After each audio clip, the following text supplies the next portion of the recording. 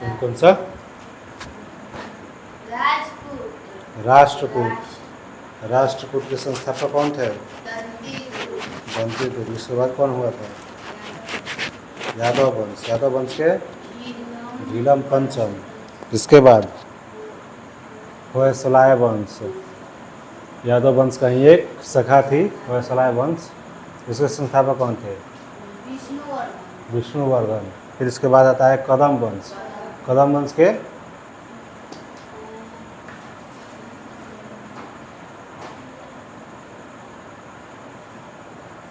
देखो बोलो। मयूर शर्मा। कदम के नीचे बताया गया था मोर नच रहा है, शर्मा के मयूर शर्मा। फिर इसके बाद गंग वंश। गंग वंश के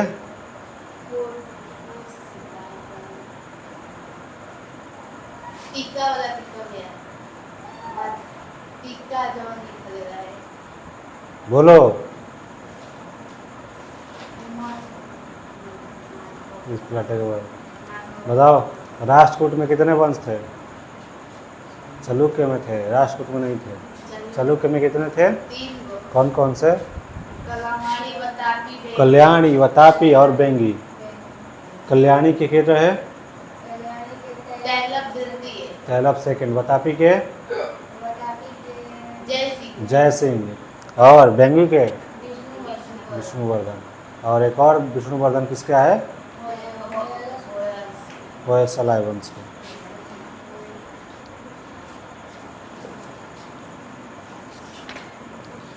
काकतीय वंश का संस्थापक बीटा प्रथम था। बीटा, अल्फा बीटा गामा याद रखिएगा।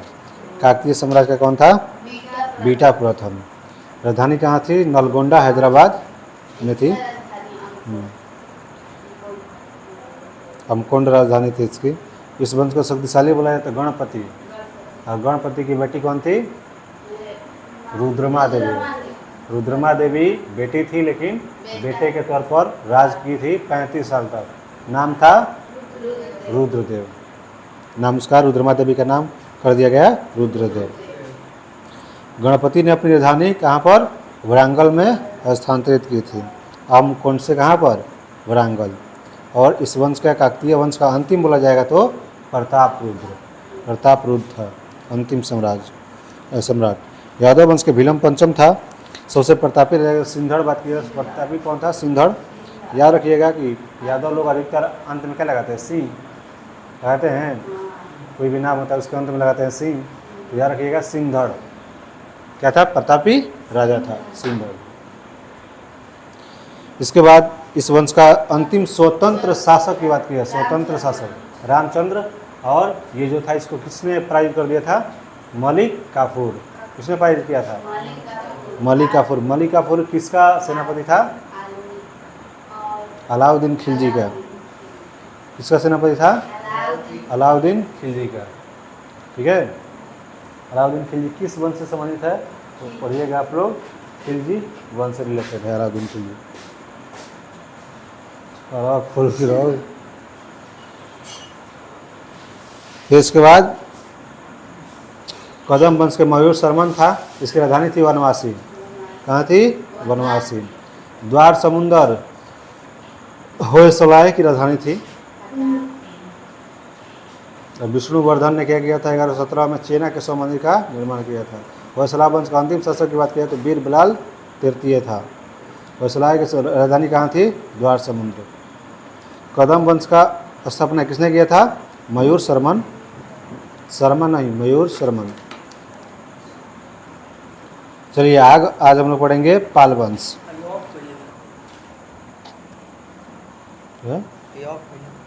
अब पर उसको नेक्स्ट हमारा होगा पाल वंश।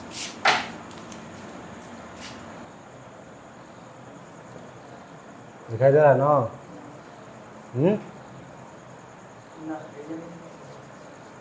दिखे देख। वो में क्या कर रहा है तू?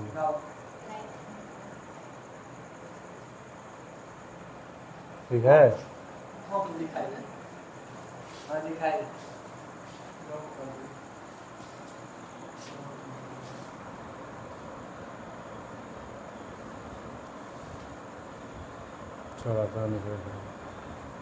पाल वंश, ठीक है। अब पाल वंश के संस्थापक की बात की जाए तो गोपाल। पाल वंश के संस्थापक कौन हो जाएंगे?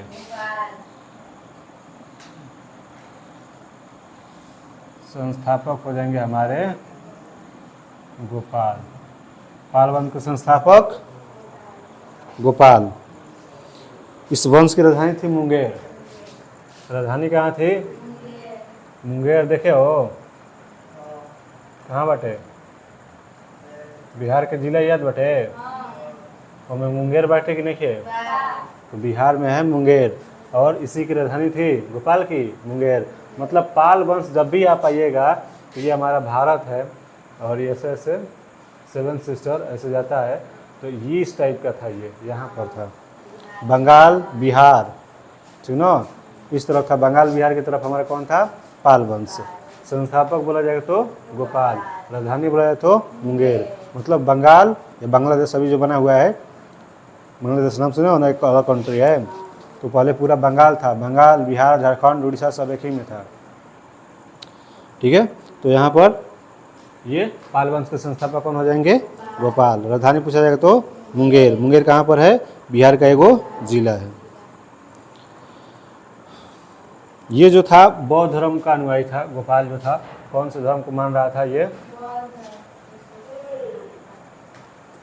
बौद्ध धर्म के अनुयायी था। ये बौद्ध धर्म मान रहा था। पाल वंश का सबसे महान शासक की बात की जाएगी, प्रतापी शासक या महान शासक की बात की जाएगी, तो महान हो जाएगा हमारा धर्मपाल। इसका नाम सुने होंगे आप लोग, धर्मपाल। क्या हो जाएगा? पाल वंश का महान या शक्तिशाली शासक कौन हो जाएगा? धर्मपाल। विक्रमशिला विश्वविद्यालय नाम सुने हो? विक्रमशिला विश्वविद्यालय जो भागलपुर में है, विक्रमशिला विश्वविद्यालय, उसका स्थापना किसने किया था? हाँ, धर्मपाल ने, ठीक है। एक और है सोमपुरी विश्वविद्यालय। कौन सी? ये जो है बंगाल में चला गया है, अब बांग्लादेश में। ये बांग्लादेश में चला गया है बंटवारा के बाद। तो सोमपुरी विश्वविद्यालय और विक्रमशिला विश्वविद्यालय की स्थापना बोला जाएगा तो धर्मपाल। और नालंदा विश्वविद्यालय का बोला जाएगा तो गुप्त वंश के शासक था वह, कुमार गुप्त। रे गधा, कुमार गुप्त। एक वाली पाना पलट रहा है तुम लोग। कुमार गुप्त। विक्रमशिला विश्वविद्यालय को बोला जाएगा तो कनौज के लिए त्रिपक्षीय संघर्ष। देखो कनौज जो हमारा था, जिसमें ग्रह वर्मा था, जिस ग्रह वर्मा किससे शादी किया था? तो कनौज से त्रिपक्षीय युद्ध आपको दिखाई देगा। त्रिपक्षीय युद्ध, त्रिपक्षीय युद्ध की चर्चा जो है इसके पहले भी हुई थी। तो एक जो होता है राष्ट्रकूट वंश का आता है शासक हमारा, राष्ट्रकूट शासक एक होता है, एक होता है पाल वंश का शासक, और एक होता है हमारा गुर्जर प्रतिहार वंश।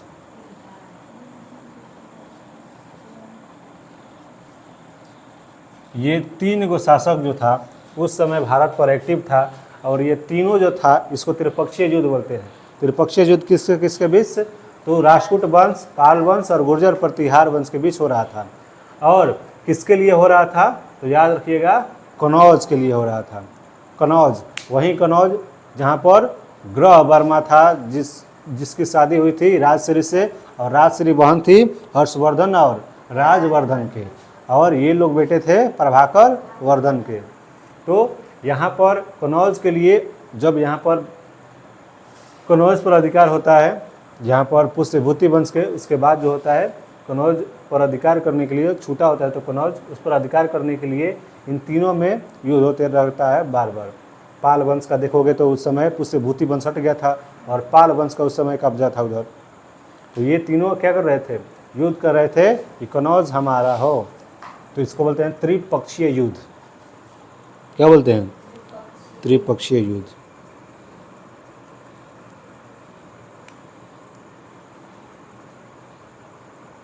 और इस पाल वंश के ओर से जो था त्रिपक्षीय युद्ध में कौन शामिल होता था, धर्मपाल, याद रखिएगा।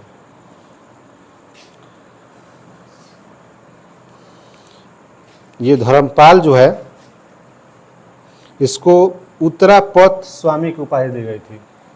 कौन सी, उत्तरापथ स्वामी। उत्तरापथ स्वामी का उपाधि इसको धारण किया गया था। गुजरात के कवि सोठल ने, कौन सा, सोठल, गुजरात कवि सोठल।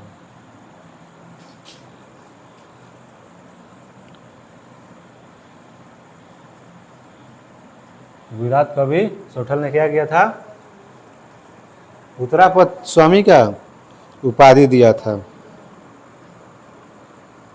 बतनिया सोमपुर महाविहार या महाविद्यालय, जिसमें बौद्ध धर्म की, महाविहार भी इसको बोलते हैं, बौद्ध धर्म के बारे में जानकारी लेते हैं लोग। तो बांग्लादेश में है अभी, ये धर्मपाल ने करवाया था। ओदंतपुरी बिहार में एक बौद्ध मठ है, ओदंतपुरी, याद रखिएगा। कौन सा, ओदंतपुरी, दिखाई दे रहा है उसमें, ओदंतपुरी, पुरी, ओदंतपुरी जो बौद्ध मठ है,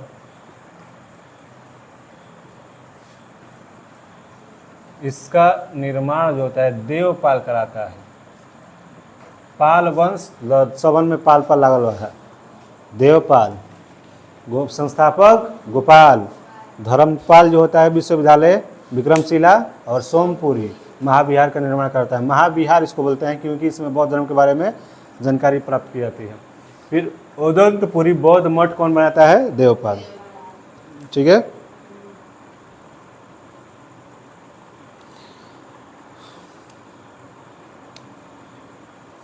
पांचों गांव दान में दिया था देवपाल। क्या किया था, 5 गो गांव जो था दान में दे दिया था। किस लिए, ताकि नालंदा में एक बौद्ध विहार का निर्माण हो सके। नालंदा में क्या हो सके, बौद्ध विहार। बौद्ध धर्म के बारे में जानकारी प्राप्त करने के लिए, सच है ना।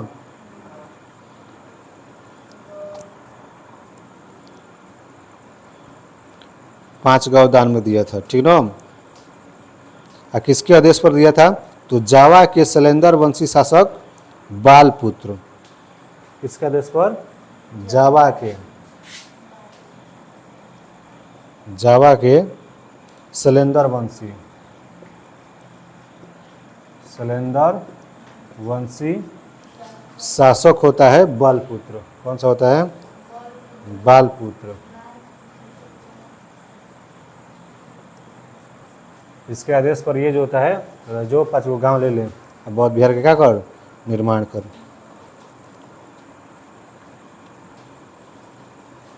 चलिए लास्ट बोला जाएगा, अंतिम शासक कौन हो जाएगा, तो हो जाएगा गोविंद पाल या गोविंदा पाल। कौन हो जाएगा, कहीं पर रामपाल देता है, ठीक ना, तो शक्तिशाली शासक था वो अंतिम। लेकिन गोविंदा पाल जो होता है, क्या होता है, अंतिम शासक हो जाता है हमारा पाल वंश का। ठीक है, अब इसके बाद हमारा आता है सेन वंश। फिर से एक बार देख लीजिए, पाल वंश में सिर्फ आपको इतना जानना है, संस्थापक कौन था, तो गोपाल। संस्थापक कौन था, गोपाल। किस धर्म को मानता था ये, तो बौद्ध धर्म को मानता था। राजधानी कहाँ थी, तो मुंगेर। पाल वंश कहाँ पर एक्टिव था, तो बंगाल, देखिएगा बंगाल, वहीं बांग्लादेश, बंगाल, पश्चिम बंगाल, बिहार, ठीक ना, इस तरफ। तो महान शासक कौन हो जाएगा इसमें, धर्मपाल। महान शासक धर्मपाल। और धर्मपाल ने क्या करवाया था, विक्रमशिला विश्वविद्यालय का निर्माण करवाया था। एक और है विक्रमशिला विश्वविद्यालय का निर्माण जो भागलपुर में है। फिर सोमपुरी महाविहार इसको बोलेंगे, विश्वविद्यालय नहीं बोलेंगे, क्या बोलेंगे? महाविहार। बिहार का मतलब बिहार से ही बिहार बना हुआ है। विहार, विहार से बिहार बना है। और विहार मतलब होता है बौद्ध धर्म के बारे में जानकारी प्राप्त करने वाली जगह। अरे समझ में, बौद्ध विहार, तो विहार से बिहार बना हुआ है। तो यहाँ पर सोमपुरी बौद्ध महाविहार का निर्माण करवाता है कौन?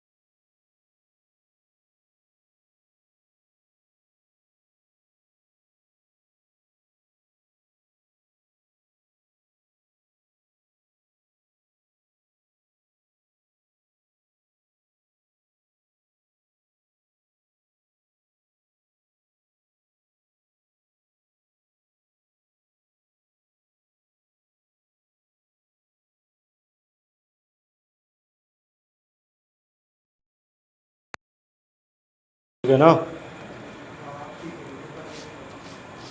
जब बिलिंग करे लगा था, बुक बा करे लगा था, मतलब कनेक्शन छूट गई बा, दिमाग रखा सुनो जगह है तो उठल बा। अब देखिए यहाँ पर धर्मपाल जो होता है क्या करता है? विक्रमशिला विश्वविद्यालय और सोमपुरी महाविहार का निर्माण करवाता है। सोमपुरी महाविहार जो है कहाँ पर है? बांग्लादेश, ठीक ना।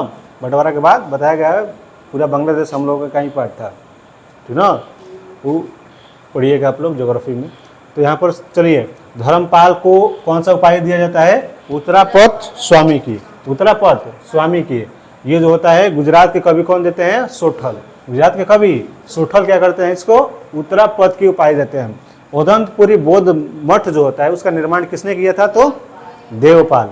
देवपाल ने क्या किया था? उदंतपुरी बौद्ध मठ का निर्माण करवाया था। और एक और बौद्ध विहार बनाना चाहता था। बोला किसने था? तो जावा के शैलेंद्र वंशी शासक जो होता है बालपुत्र, ये बोलता है कि एक बौद्ध विहार बनाना है। तो बोलता है कि एगो तो बनवा दे बन रहे बखलोल उदनपुरी में। तो कहता ना एक और बनवाए पड़ी। तो कहता चलो 5 गाँव तुमको क्या कर देता हूँ, दान में दे देता हूँ। बौद्ध विहार के लिए 5 गाँव दान में कौन दे दिया था? देवपाल। किसको दिया था? शैलेंद्र वंशी शासक बालपुत्र को, याद रखिएगा। और बोला जाएगा कि अंतिम शासक कौन था? तो गोविंदा पाल। पाल वंश का अंतिम शासक कौन हो जाता है? गोविंदा पाल। बोला जाता है त्रिपक्षीय युद्ध क्या था? तो त्रिपक्षीय युद्ध 3 वंशों के बीच कनौज पर अधिकार करने के लिए लड़ा गया एक युद्ध था।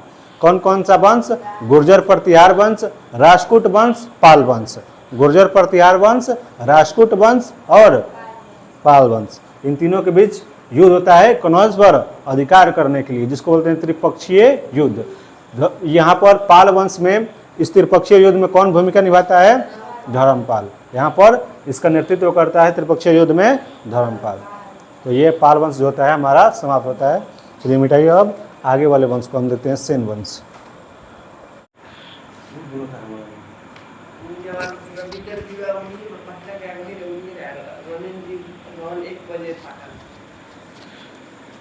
डाक में चढ़ चलो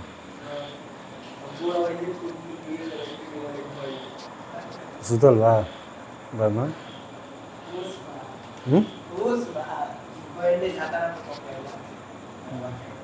वीर बड़ा से डाक बम से चढ़ा दिल से जल 7 घंटा पहले ही कहाँ से? डाक बम मतलब क्या होता है? 60 है ना। तो चलो देखो, पैदल जाया जाता है 110 किलोमीटर दूरी है, तय किया जाता है।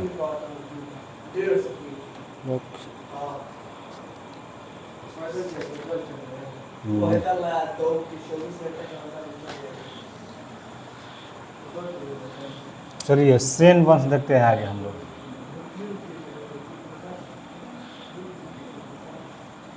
कौन सा वंश? सेन वंश। सेन वंश के स्थापना की बात की जाए,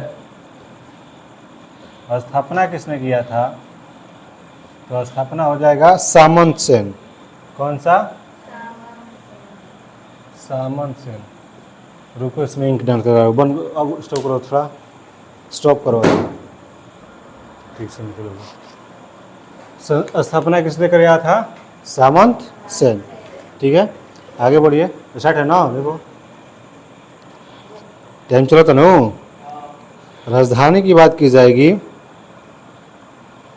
तो नदिया, राजधानी ऐसे ही याद रखनी चाहिए। सोन नदी याद बनो, तो सेन से याद रखिएगा सोन, और सोन का हो तो नदिया, इसकी राजधानी क्या हो जाएगी? नदिया। चलिए आगे देखते हैं हम लोग। सेन वंश के प्रमुख शासक की बात करें तो विजय सेन, बलाल सेन एवं लक्ष्मण सेन। विजय सेन, कौन सा सेन? विजय सेन, बलाल सेन और लक्ष्मण सेन। तीन को क्या हो जाएगा? ये प्रमुख शासक हो जाएगा। विजय सेन, बलाल सेन, लक्ष्मण सेन। ठीक है, आगे देखिए इसमें।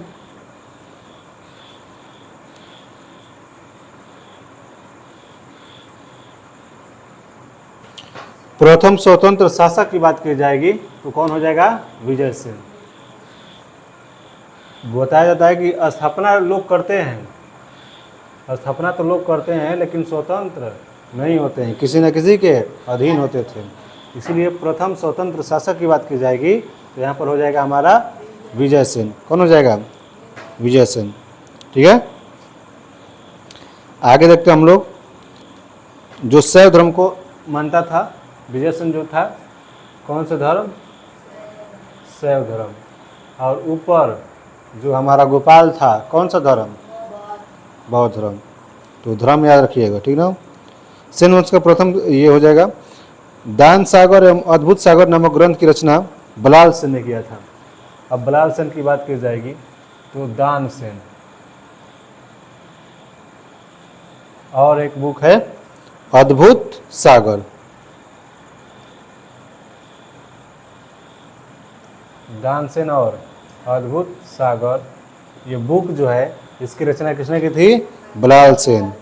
लेकिन अद्भुत सागर अधूरा ही लिखा था। ये क्या लिखा था? अधूरा, जिसको पूरा करने का काम जो है लक्ष्मण सेन ने किया था। कौन ने? वही स्टार्टिंग वाला जो थर्ड वाला है, लक्ष्मण सेन। ठीक है, पूरा किया था। आगे देखिए यहाँ पर, तो लक्ष्मण सेन की राजसभा में गीत गोविंद के लेखक जयदेव, ये बार बार आता है क्वेश्चन। तो इसके दरबार में कौन कौन से राजकवि थे? तो गीत गोविंद, कौन सा? गीत गोविंद के लेखक कौन होते हैं? जयदेव। गीत गोविंद के लेखक कौन होते हैं? गीत गोविंद के लेखक जयदेव। पवन दूत एक होते हैं, पवन दूत के लेखक धोई। पवन दूत, पवन दूत के लेखक धोई। धोई, ठीक है। ब्राह्मण सर्वस्व, ब्रह्मांड है, ब्राह्मण नहीं, ब्रह्मांड, ब्रह्मांड सर्वस्य के लेखक कौन हो जाएंगे? हलायुध। हलायुध। हलायुध क्या हो जाएंगे? ब्रह्मांड सर्वस्य के लेखक। ठीक है। हलायुध लक्ष्मण सेन का जो था, ये क्या था? प्रधान सेनापति या न्यायाधीश। प्रधान न्यायाधीश या मुख्यमंत्री, सीएम बोलते हो, या प्रधान न्यायाधीश।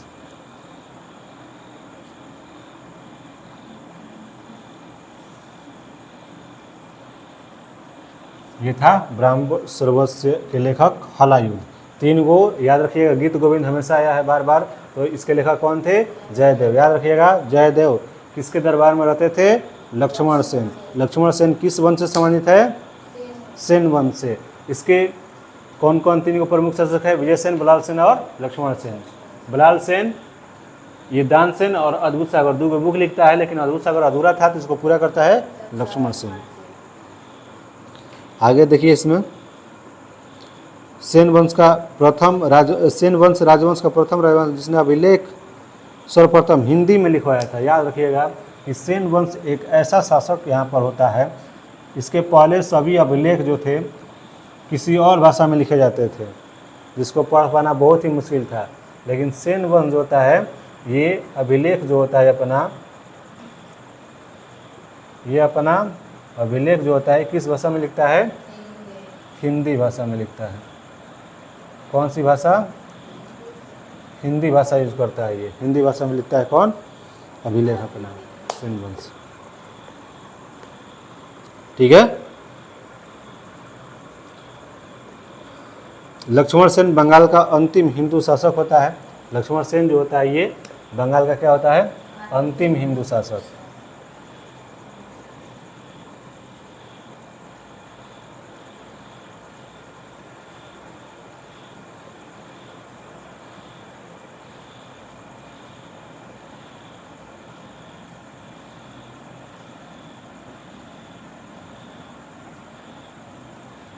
चलिए, अब यहाँ पर सेन वंश इतना में ही समाप्त हो गया। सेन वंश को अच्छी तरीके से रख लीजिए। सेन वंश के संस्थापक बोला जाएगा। यह स्थापना किसने की थी? तो सामंत सेन। लेकिन ये स्वतंत्र शासक थे? नहीं थे, ये स्वतंत्र शासक नहीं थे। इनकी राजधानी जो थी सेन वंश के, कहाँ थी? नदिया। बतैले रही सोन। याद रखिए, सामंत सेन, तो सेन से याद रखिएगा सोन। और सोन क्या है? नदी। सोन क्या है? नदी। तो राजधानी इनकी सामंत सेन की कहाँ थी? नदिया। क्या हो गया? चलिए, ये फिर इसके प्रमुख शासक की बात करें तो विजय सेन, बलाल सेन, लक्ष्मण सेन, 3 गो शासक के बारे में सेन वंश में पढ़ना है। यहाँ से ज़्यादा क्वेश्चन नहीं बनता है, जो जो इंपॉर्टेंट है उसको देख लीजिए। प्रमुख शासक कौन से? विजय सेन, बलाल सेन, लक्ष्मण। हाँ, विजय, बलाल, लक्ष्मण। ठीक ना? विजय, बला, लक्ष्मण। याद रखिए, विजय प्राप्त कर रहा है बल्ला से हमेशा कौन? लक्ष्मण। विजय सेन जो था 100 धर्म को मानता था। बलाल सेन 2 गो बुक लिखा था। याद रखिएगा, दान सेन, अद्भुत सागर। दान सेन, अद्भुत सागर। अद्भुत सागर को अधूरा छोड़ा था। अद्भुत सागर को अधूरा छोड़ा था। पूरा किसने किया? इसके अगला वाला लक्ष्मण सेन पूरा करता है। लक्ष्मण सेन के राज दरबार में कुछ कवि रहते थे जो कि काफ़ी ज़्यादा इंपॉर्टेंट है। एक था हमारा गीत गोविंद। कौन सा? गीत गोविंद। एक मूवी हुई साउथ की है, गीता गोविंदा करके, विजय देवरकोंडा का, उसको देखिएगा। तो गीत गोविंद के लेखक कौन हो जाएंगे? जयदेव। गीत गोविंद के लेखक जयदेव हो जाएंगे। पवन दूत के लेखक धोई। पवन दूत क्या हो जाएगा? धोई। गीत गाओ जय जयकार। गीत में क्या होता है? जय जयकार। याद रखिएगा, गीत जयदेव। गीत जयदेव। जय जय जनगण मन गाय जन, जय है। तो गीत में क्या होगा? जय जय। पवन दूत, तो याद रखिएगा, पवन हवा। पवन मतलब क्या होता है? हवा। और हवा क्या करेगा? धोधी। हवा क्या करेगा? किसी इंसान को धो देगा। बारिश अगर ज़्यादा तेज आई या थोड़ा भी आई और हवा बहुत ज़्यादा है, बहुत ज़्यादा जोर से लगता है, तो धो दी इंसान के, तो पवन दूत धोई। ब्राह्मण सर्वस्व, ब्राह्मण सर्वस्व, ब्रह्मांड लिखा है, ब्राह्मण नहीं ब्रह्मांड सर्वस्व। ये हला युद्ध, हला युद्ध, और हला युद्ध ही क्या था इसके प्रधान न्यायाधीश और सीएम लक्ष्मण सेन के। हला युद्ध, ये कवि है, हला युद्ध, ठीक ना, याद रखिएगा। ब्रह्मांड बहुत ही बड़ा है, गैलेक्सी की बात की जाए तो बहुत सारे देखते हो ना आसमान में बहुत सारे स्टार है। और चलो देखिए आगे, सेन वंश एक ऐसा शासक था, सेन वंश ऐसा एक डायनेस्टी था, ऐसा वंश था जो अपना अभिलेख जो है किस भाषा में लिखा है, हिंदी भाषा में। और बंगाल का अंतिम हिंदू शासक की बात की जाएगी तो कौन हो जाएगा हमारा, लक्ष्मण सेन हो जाएगा बंगाल का अंतिम हिंदू शासक, जो कि किससे रिलेटेड है, सेन वंश से। इसको रिवर्स करके फिर मार दीजिएगा। लक्ष्मण सेन किस बुक को पूरा किया था, अद्भुत सागर। अद्भुत सागर को अधूरा किसने छोड़ा था, बलाल देव, बलाल सेन। बलाल देव एक होता है ना बाहुबली में, तो बलाल सेन ने तो बलाल सेन क्या करता है, अधूरा छोड़ता है बुक को, अद्भुत सागर को, जिसको पूरा करता है। और इसके पहले भी एक बुक लिखा था, कौन सा, दान सेन, दान और सेन, सेन वंश से रख लीजिए, याद रखिएगा, सेन, दान सेन। इसके पहले ऊपर होता है विजय सेन। विजय सेन जो होता है क्या करता है, स्वतंत्र शासक हमारा पहला होता है। और ये कौन सा धर्म, शैव धर्म को मानता था। बस सामंत सेन इसकी संस्थापक हो जाएगा, राजधानी हो जाएगी नदिया। तो बस रिवर्स करके ऊपर नीचे करके इसे बार बार देख लीजिएगा। चलिए अगला कश्मीर के वंश को हम लोग देखते हैं, ठीक है। चलिए अब कश्मीर के जो राजवंश है उसको समझ लेते हैं।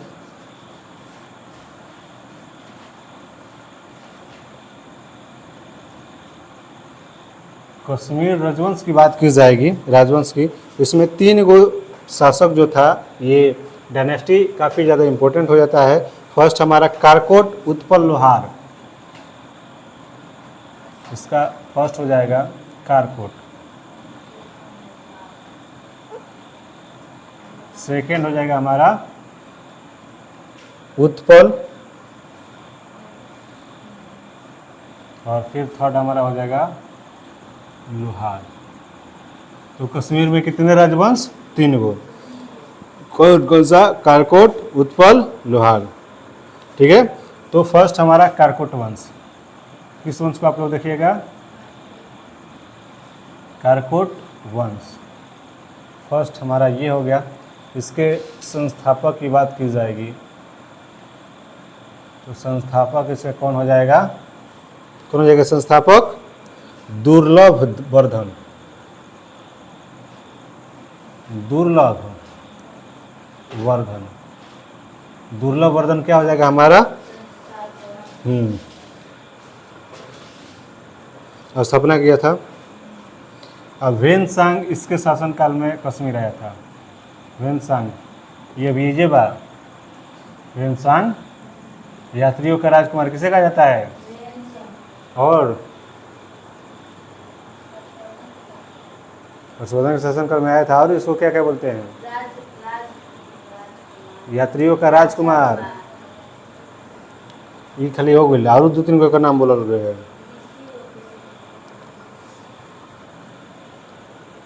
कारकोट वंश का सबसे शक्तिशाली की बात की जाएगी, इसमें शक्तिशाली पावरफुल की बात की जाएगी। तो पावरफुल कौन हो जाएगा, ललितादित्य मुक्तापीड, ललितादित्य, ललितादित्य, ललितादित्य मुक्तापिंड,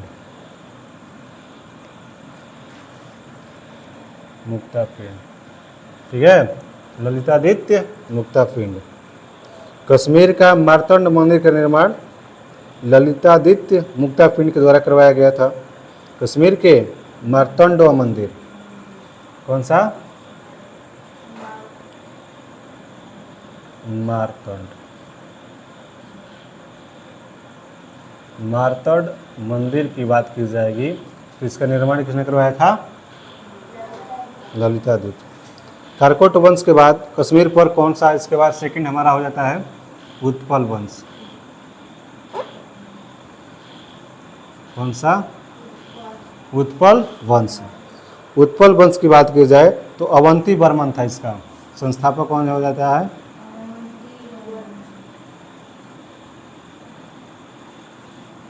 अवंती वर्मन, ये हो जाता है हमारा संस्थापक, ठीक ना। अवंतीपुर नामक नगर की स्थापना जो होता है यही करवाता है, अवंतीपुर, ये जो हमारा नगर होता है इसके संस्थापक कौन रहता है? अवंती वर्मन, ठीक है। अवंती वर्मन के 1980 में उत्पल वंश की रानी दीदा का महत्वाकांक्षी शासिका हुई। यहाँ पर एक शासिका बनती है उत्पल वंश में, दीदा। कौन सी? दीधा नहीं,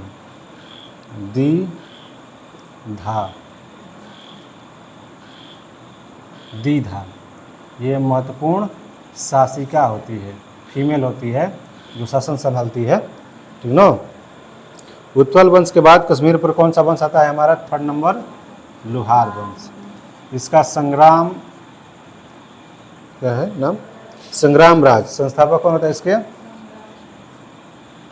संस्थापक हो जाएगा हमारा संग्राम राज।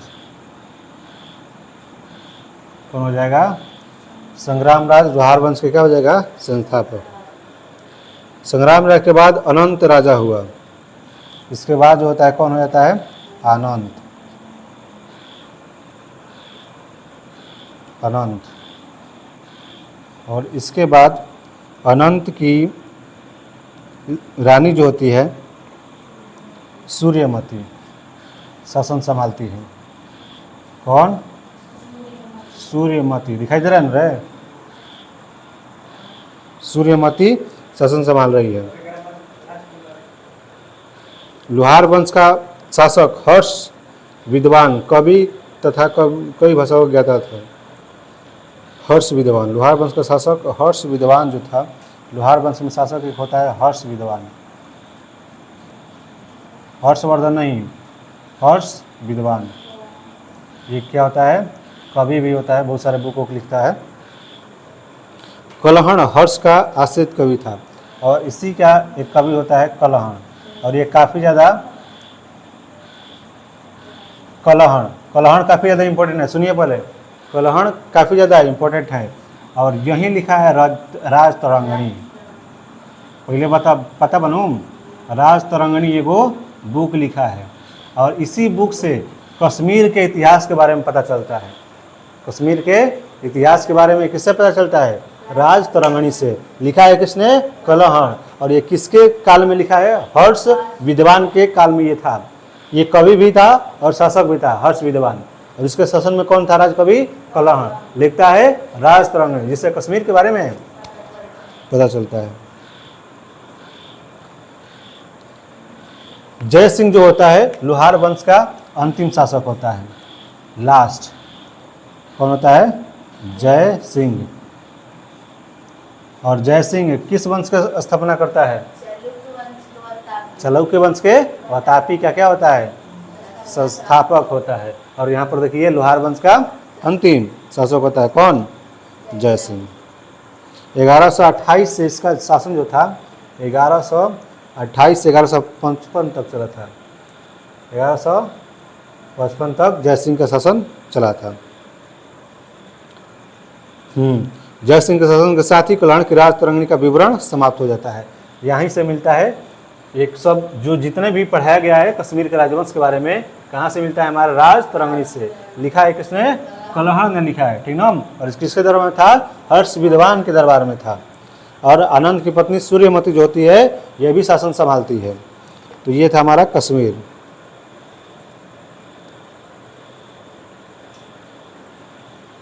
देखिए 4वीं शताब्दी के मध्य में वर्मन वंश का उदय होता है। कौन सा वंश? यहाँ पर छोटा सा में देख लीजिए, वर्मन वंश। वर्मन वंश का उदय होता है 4वीं शताब्दी में, और इसका संस्थापक पुष्य वर्मन होता है। संस्थापक कौन होता है? पुष्य वर्मन।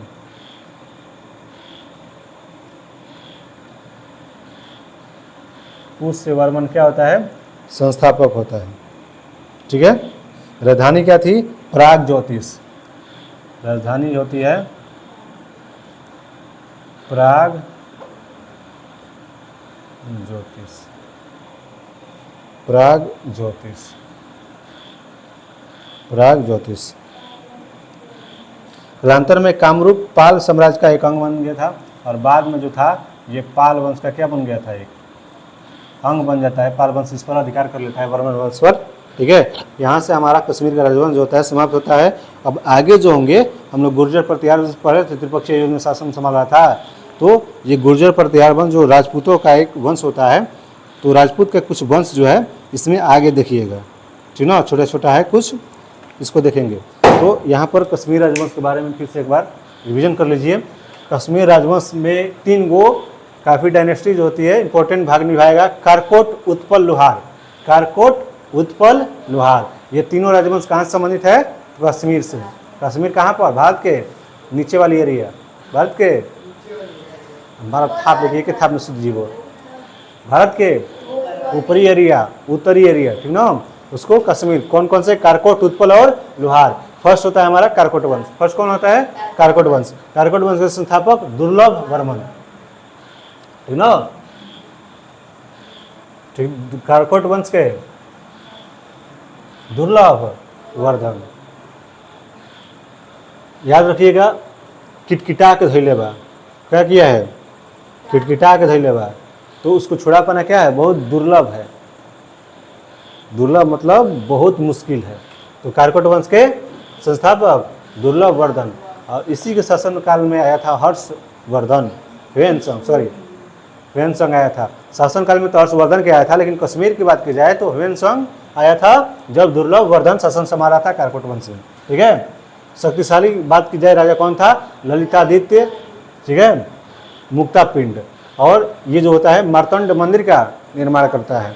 फिर इसके बाद सेकंड हमारा आ जाता है उत्पल वंश। उत्पल वंश, एक उत्कल वंश आएगा, वह उड़ीसा से होगा। उत्कल वंश उड़ीसा, उत्पल आएगा तो कश्मीर, ठीक ना। तो उत्पल वंश का संस्थापक कौन हो जाएगा? अवंती वर्मन। अवंती नगर के क्या करता है? ये स्थापना करता है। दीदा, यहाँ पर एक काफ़ी प्रमुख क्या होती है? शास्त्री का दीदा। फिर हमारा थर्ड आता है लोहार वंश। लोहार संस्थापक होता है संग्राम राज। कौन होता है? संग्राम राज। लोहा कग्राम बा, याद रखिए, लोहा कग्राम बोलता है ना, ये 2.5 किलो का हाथ है संगवाल, तो लोहा ग्राम, याद रखिए, लोहा किससे मापा जाता है? ग्राम में। तो लोहार वंश के संस्थापक संग्राम राज, संग्राम राज। फिर इसके बाद जो होता है आनंद आता है, और उसकी पत्नी जो होती है सूर्यमती, ये भी शासन संभालती है। और हर्ष विद्वान भी एक शासक होता है, जिसके राज दरबार में कौन था? कलहण था। कौन था? कलहण। और कलहण बुक लिखता है राज तरंगणी, और राज तरंगणी से ही हमारे कश्मीर के जितने भी राजवंश है उनकी जानकारी मिलती है। फिर हमारा इसका लोहार वंश का अंतिम बोला जाएगा तो जय सिंह। कौन हो जाएगा? जय सिंह। वहीं बतापी देखिएगा, चालुक्य के बतापी का संस्थापक हो जाता है हमारा जय सिंह। और 1128 से 1155 तक क्या करता है? ये शासन संभालता है। सब कहाँ से मिल रहा है? राज तरंगणी से, जिसका लेखक है कलहण। और कलहण किसके दरबार में? हर्ष विद्वान के। हर्ष विद्वान किस वंश से? लोहार वंश से। दिमाग में अगर स्टोर करना है, याद करना है, तो दिमाग को अप गियर में फिर से बैक गियर में डाल के बार बार रिवीजन कीजिएगा, तब याद होगा, ठीक ना।